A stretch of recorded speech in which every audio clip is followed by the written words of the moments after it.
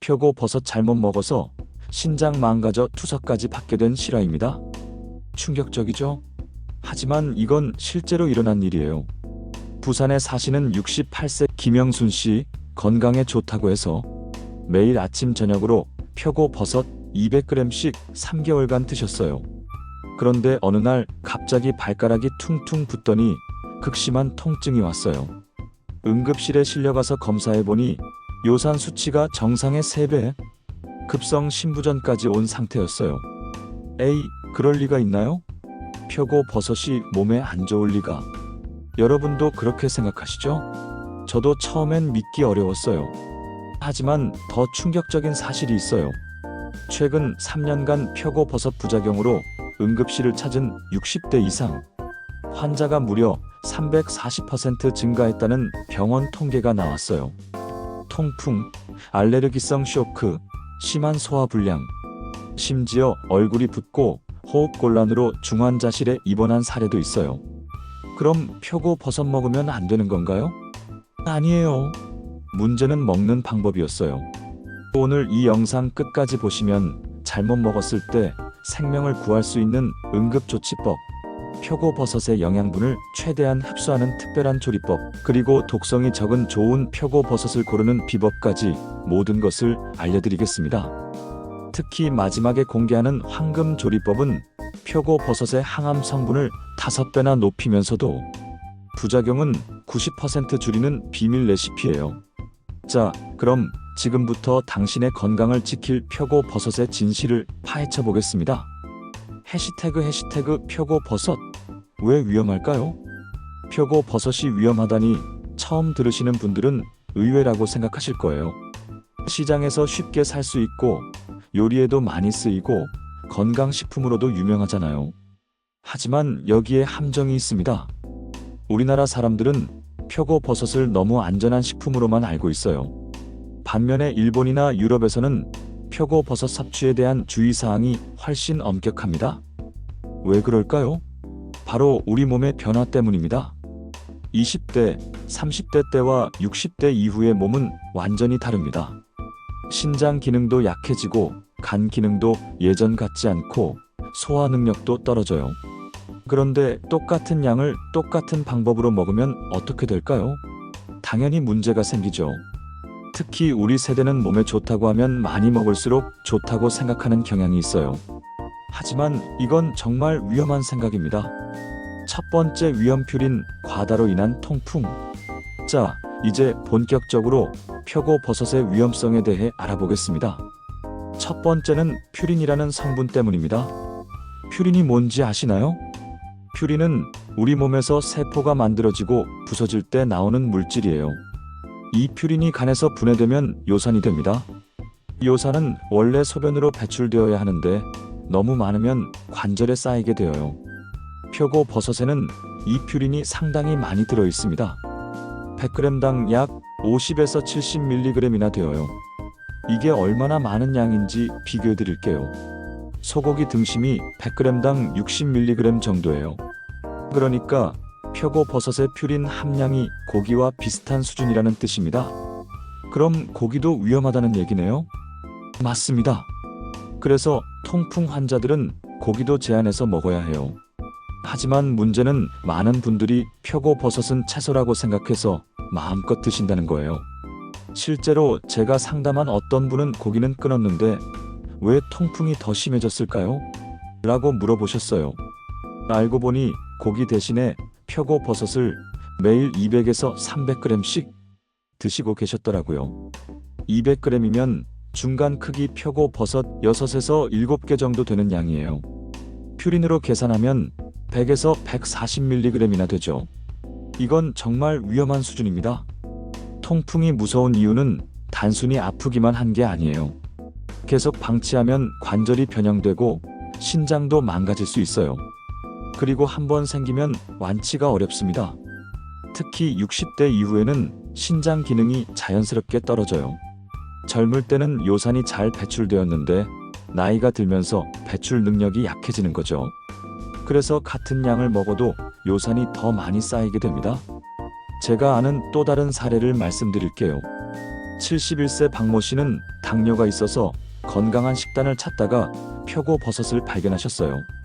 혈당에도 좋다고 해서 매일 아침에 표고버섯 볶음을 드셨는데 2개월 후에 갑자기 엄지발가락이 빨갛게 붓더니 극심한 통증이 왔다고 해요. 병원에 가보니 급성 통풍 발작이었어요. 요산 수치가 정상의 2배를 넘어 있었고요. 다행히 빨리 치료해서 큰 문제는 없었지만 지금도 꾸준히 관리하고 계세요. 그럼 통풍을 예방하려면 어떻게 해야 할까요? 먼저 표고버섯 섭취량을 확실히 제한해야 합니다. 통풍이 있거나 요산 수치가 높은 분들은 하루 50g을 절대 넘기면 안 돼요. 50g이면 중간 크기 표고버섯 한두 개 정도예요. 그리고 매일 드시면 안 됩니다. 일주일에 2번, 많아야 3번만 드세요. 하루 걸러 하루 정도가 좋아요. 요산 배출을 돕는 것도 중요해요. 물을 많이 마시셔야 합니다. 하루에 최소 2리터, 가능하면 2.5에서 3리터까지 마시세요. 이렇게 해야 요산이 소변으로 잘 빠져나가요. 알칼리성 식품과 함께 드시는 것도 도움이 됩니다. 미역, 다시마, 시금치, 브로콜리 같은 채소들이 좋아요. 이런 음식들이 소변을 알칼리성으로 만들어서 요산이 더 잘 녹아나가거든요. 비타민C가 풍부한 과일도 추천해요. 귤, 오렌지, 딸기, 키위 같은 과일들이 요산 배출을 도와줍니다. 하루에 500mg 정도의 비타민C를 섭취하면 요산 수치를 낮추는 데 도움이 되어요. 두 번째 위험, 렌티난으로 인한 알레르기 반응. 두 번째 위험은 알레르기입니다. 표고버섯에는 렌티난이라는 특별한 성분이 들어있어요. 이 렌티난은 면역력을 높여주는 좋은 성분이기도 하지만 동시에 알레르기를 일으킬 수도 있는 양날의 검 같은 성분입니다. 렌티난 알레르기는 생각보다 흔해요. 특히 나이가 들면서 면역 시스템이 예민해지기 때문에 더 자주 나타납니다. 증상은 다양해요. 가장 흔한 건 두드러기예요.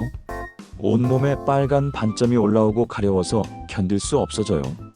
심한 경우에는 얼굴이 붓거나 호흡이 어려워질 수도 있어요. 실제 사례를 말씀드릴게요. 63세 이모 씨는 평소 알레르기가 없었는데 어느 날 표고버섯 요리를 드신 후 갑자기 온몸에 두드러기가 났어요. 처음에는 뭐 때문인지 몰랐는데 몇 번 더 드신 후에야 표고버섯 때문이라는 걸 알게 되셨어요. 더 심각한 경우도 있어요. 69세 최모 씨는 표고버섯을 드신 후 목이 붓고 숨쉬기가 어려워져서 응급실에 가셨어요. 다행히 빠른 치료로 회복되셨지만 정말 위험한 상황이었죠. 그런데 여기서 중요한 건 렌티난 알레르기는 갑자기 생길 수 있다는 점이에요. 지금까지 표고버섯을 잘 먹었다고 해서 앞으로도 괜찮다는 보장은 없어요. 특히 생 표고버섯이 더 위험해요. 렌티난 농도가 높기 때문이죠. 그래서 일본에서는 생 표고버섯 섭취를 권하지 않아요. 알레르기를 예방하는 가장 확실한 방법은 반드시 익혀서 드시는 거예요. 열을 가하면 렌티난의 알레르기 유발 성분이 상당히 줄어들어요. 온도가 중요해요. 최소 80도 이상에서 5분 이상 가열해야 합니다. 구이, 찜, 볶음, 어떤 방법이든 상관없어요. 중요한 건 충분히 익히는 거예요. 절대 생으로 드시면 안 됩니다. 요즘 샐러드에 얇게 썬 생 표고버섯을 넣어서 드시는 분들이 계신데 이건 정말 위험해요.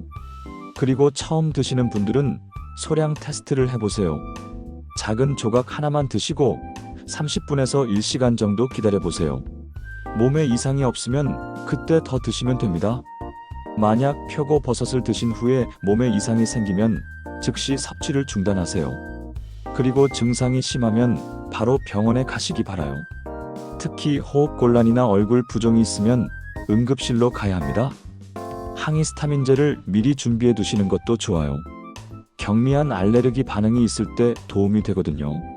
하지만 약에만 의존하지 마시고 근본적으로 원인을 파악하는 게 중요해요. 세 번째 위험, 접촉성 피부염. 표고버섯의 세 번째 위험은 만지기만 해도 생기는 접촉성 피부염입니다. 이건 많은 분들이 모르고 계세요. 생 표고버섯에는 렌티난과 에리타데닌이라는 성분이 있는데 이게 피부에 직접 닿으면 알레르기 반응을 일으킬 수 있어요. 증상은 보통 손에 나타나요. 표고버섯을 손질한 후에 손이 빨갛게 되거나 가려워져요. 심한 경우에는 물집이 생기기도 해요. 74세 김모 씨는 표고버섯을 직접 기르시는데 수확할 때마다 손이 빨갛게 부어오르고 가려워져 고생하셨어요. 처음에는 농약이나 세제 때문인 줄 알았는데 알고 보니 표고버섯 때문이었어요. 예방법은 간단해요. 표고버섯을 손질할 때는 반드시 고무장갑을 끼세요.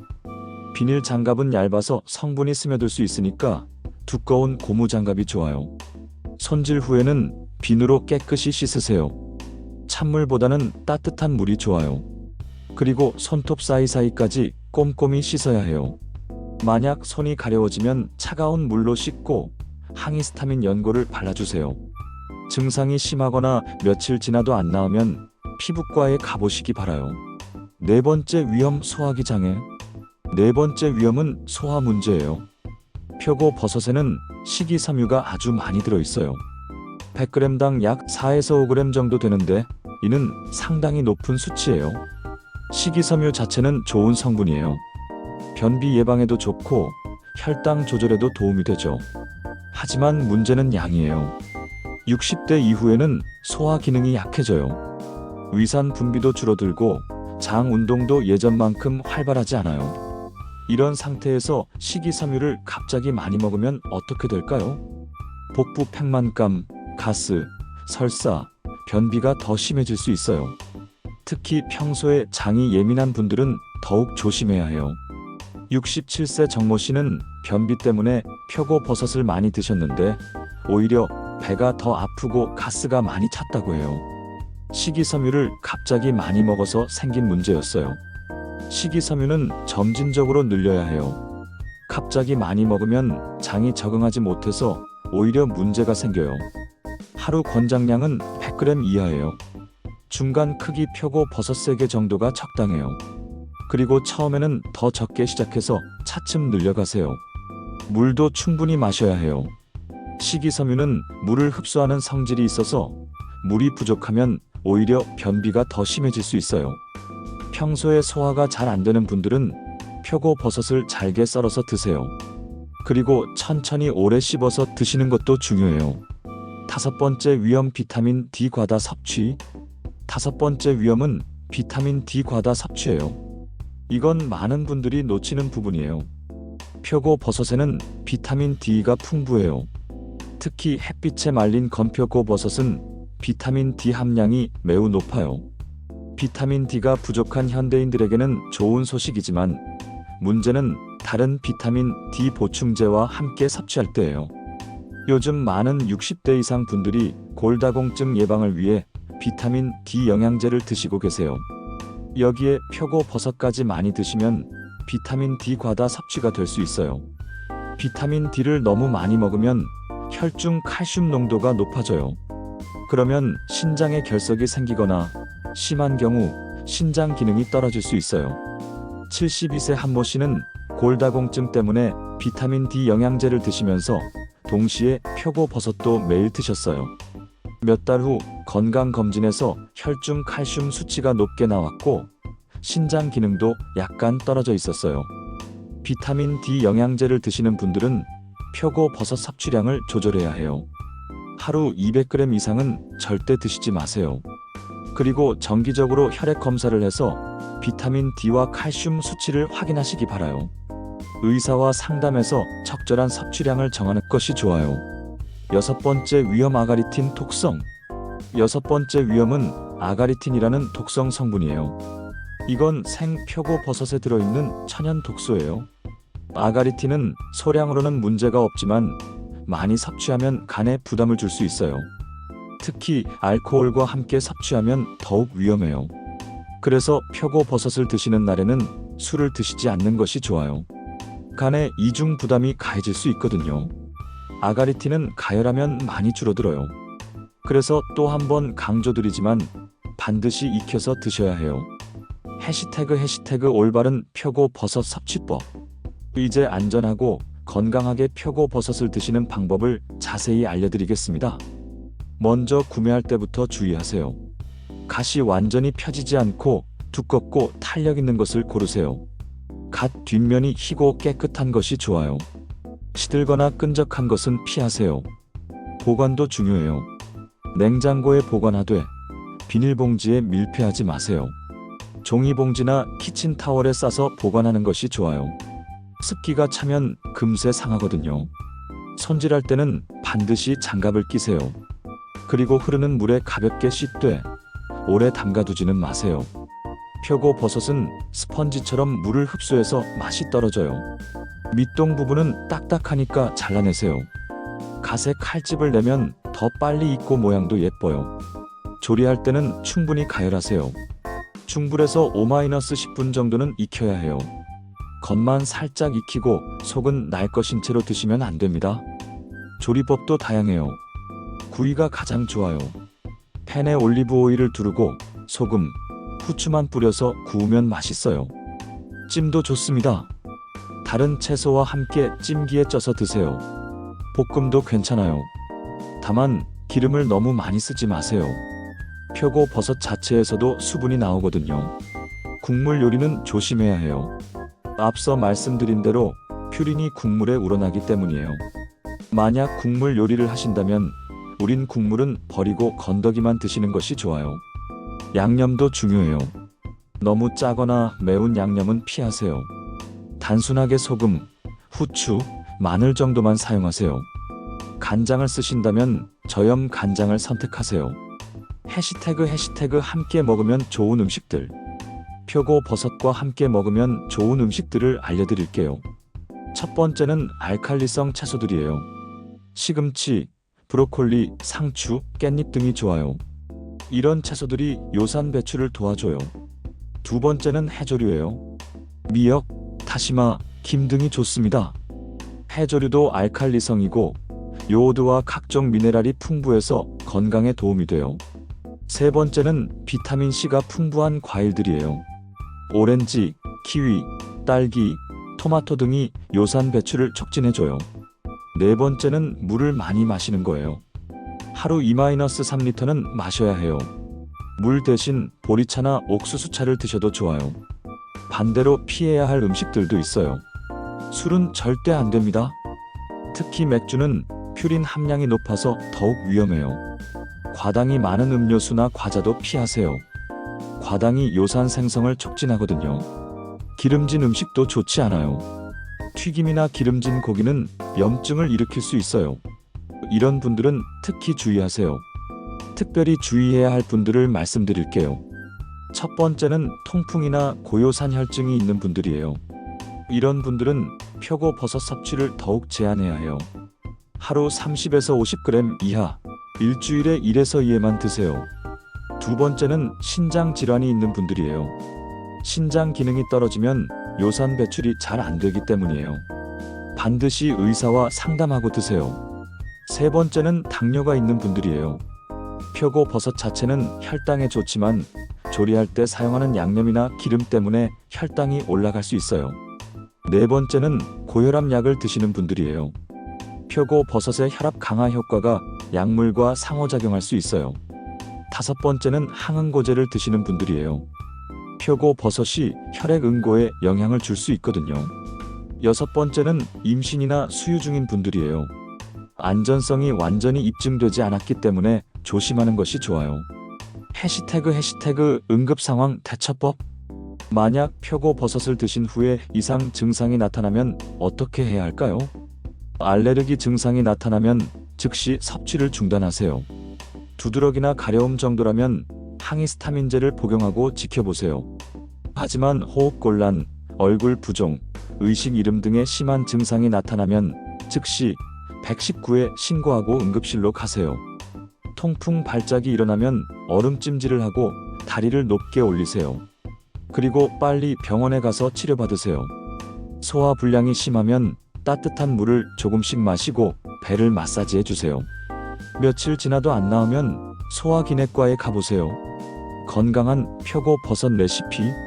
이제 안전하고 맛있는 표고버섯 요리법을 알려드릴게요. 표고버섯구이. 중간 크기 표고버섯 서너 개를 준비하세요. 밑동을 자르고 갓에 십자 칼집을 내세요. 팬에 올리브 오일을 살짝 두르고 중불에서 5분씩 양면을 구우세요. 소금, 후추로 간을 맞추고 마지막에 마늘편을 올려주세요. 표고버섯찜. 표고버섯 5-6개와 브로콜리, 당근을 함께 찜기에 넣고 10분간 쪄주세요. 초고추장이나 들기름에 소금을 섞어서 찍어 드시면 됩니다. 표고버섯볶음. 표고버섯 4개에서 5개를 얇게 썰어서 양파, 피망과 함께 볶아주세요. 간장 1큰술, 참기름 반 큰술로 간을 맞추세요. 마지막에 깨를 뿌려주면 고소한 맛이 더해져요. 이렇게 조리하시면 표고버섯의 좋은 영양분은 그대로 얻으면서도 부작용은 최소화할 수 있어요. 표고버섯이 주는 건강 효능도 알려드릴게요. 첫째, 면역력 강화예요. 렌티난과 베타글루칸이 면역세포를 활성화시켜서 감기나 독감 예방에 도움이 돼요. 둘째, 혈압 조절이에요. 에리타데닌이라는 성분이 콜레스테롤을 낮춰주고 혈압을 안정시켜줘요. 셋째, 항암 효과예요. 렌티난이 암세포 증식을 억제하는 효과가 있다는 연구 결과들이 나오고 있어요. 넷째, 혈당 조절이에요. 식이섬유가 풍부해서 혈당 상승을 완만하게 해줘요. 다섯째, 뼈 건강이에요. 비타민 D가 칼슘 흡수를 도와서 골다공증 예방에 좋아요. 여섯째, 변비 개선이에요. 식이섬유가 장 운동을 활발하게 해줘요. 하지만 이런 효능들도 적정량을 올바르게 섭취했을 때의 이야기예요. 많이 먹는다고 효과가 더 좋아지는 것은 아닙니다. 다른 버섯류와의 비교. 표고버섯 외에 다른 버섯들은 어떨까요? 느타리 버섯은 표고버섯보다 퓨린 함량이 낮아요. 그래서 통풍이 있는 분들에게는 느타리 버섯이 더 안전해요. 팽이버섯도 비교적 안전한 편이에요. 퓨린 함량이 낮고 소화도 잘 되는 편이죠. 새송이버섯은 식감이 좋고 요리하기 쉬워요. 표고버섯보다는 안전하지만 그래도 적당량만 드세요. 모기버섯은 중국 요리에 많이 쓰이는데 이것도 적당히 드시는 것이 좋아요. 어떤 버섯이든 과다 섭취는 금물이에요. 다양한 버섯을 번갈아가며 적당량씩 드시는 것이 가장 좋은 방법입니다. 해시태그 계절별 주의사항. 계절에 따라서도 주의사항이 다릅니다. 여름철에는 습도가 높아서 표고버섯이 쉽게 상해요. 구매 후 빨리 조리해서 드시고 보관할 때는 더욱 신경 쓰세요. 겨울철에는 실내가 건조해서 수분 섭취가 부족해지기 쉬워요. 표고버섯을 드신 후에는 물을 더 많이 마시셔야 해요. 봄, 가을철에는 알레르기가 있는 분들이 더 민감해질 수 있어요. 평소보다 더 조심스럽게 드세요. 해시태그 구매 시 체크포인트. 표고버섯을 살 때 확인해야 할 점들을 정리해 드릴게요. 가세 모양을 보세요. 둥글고 두꺼운 것이 좋아요. 얇고 완전히 펼쳐진 것은 너무 자란 거예요. 색깔도 중요해요. 갈색이 진하고 윤기가 나는 것이 신선해요. 검은 반점이 있거나 시든 것은 피하세요. 냄새도 맡아보세요. 향긋한 버섯 냄새가 나야 해요. 시큼하거나 이상한 냄새가 나면 상한 거예요. 만져보세요. 탄력이 있고 단단한 것이 좋아요. 눌렀을 때 물렁하거나 끈적한 것은 안 좋아요. 가격도 적당한 것을 선택하세요. 너무 싼 것은 품질이 의심스럽고 너무 비싼 것도 과도한 비용 지출이에요. 장기 섭취 시 주의사항. 표고버섯을 장기간 드실 때의 주의사항도 말씀드릴게요. 3개월에 한 번 정도는 혈액 검사를 받아보세요. 요산 수치, 간 기능, 신장 기능을 확인하는 것이 좋아요. 몸의 변화를 주의 깊게 관찰하세요. 관절이 아프거나 소화가 안 되거나 피부에 이상이 생기면 즉시 섭취를 중단하고 의사와 상담하세요. 섭취 일기를 써보세요. 언제, 얼마나 어떻게 먹었는지 기록해두면 문제가 생겼을 때 원인을 찾기 쉬워요. 다른 음식과의 균형도 맞춰야 해요. 표고버섯만 많이 먹지 마시고 다양한 음식을 골고루 드세요. 여러분, 오늘 긴 시간 동안 표고버섯의 위험성과 올바른 섭취법에 대해 자세히 말씀드렸습니다. 핵심을 다시 정리해 드릴게요. 첫째, 표고버섯은 좋은 식품이지만 올바르게 먹어야 합니다. 둘째, 하루 50에서 100g, 일주일에 2, 3회가 적당합니다. 셋째, 반드시 익혀서 드세요. 생으로 먹으면 절대 안 됩니다. 넷째, 물을 충분히 마시고 알칼리성 식품과 함께 드세요. 다섯째, 통풍이나 신장 질환이 있으면 더욱 조심하세요. 여섯째, 알레르기 반응이 나타나면 즉시 중단하세요. 일곱째, 다른 영양제와의 상호작용도 고려하세요. 여덟째, 정기적으로 건강검진을 받으세요. 표고버섯 때문에 병원에 가는 분들이 늘어나고 있다는 것은 안타까운 현실입니다. 하지만 오늘 말씀드린 내용을 잘 기억하시고 실천하신다면 충분히 예방할 수 있어요. 건강한 노년을 위해서는 무엇보다 올바른 식습관이 중요합니다. 좋다고 해서 무작정 많이 먹지 마시고 자신의 몸 상태를 고려해서 적당량을 드시기 바랍니다. 오늘 영상이 여러분의 건강에 조금이라도 도움이 되셨다면 좋아요 버튼 한번 눌러주세요. 그리고 가족이나 지인 중에 표고버섯을 즐겨 드시는 분들이 계시다면 이 영상을 꼭 공유해주세요. 댓글로 여러분의 표고버섯 경험담도 들려주시면 감사하겠습니다. 어떤 부작용을 겪으셨는지, 어떻게 극복하셨는지 공유해주시면 다른 분들에게도 큰 도움이 될 거예요.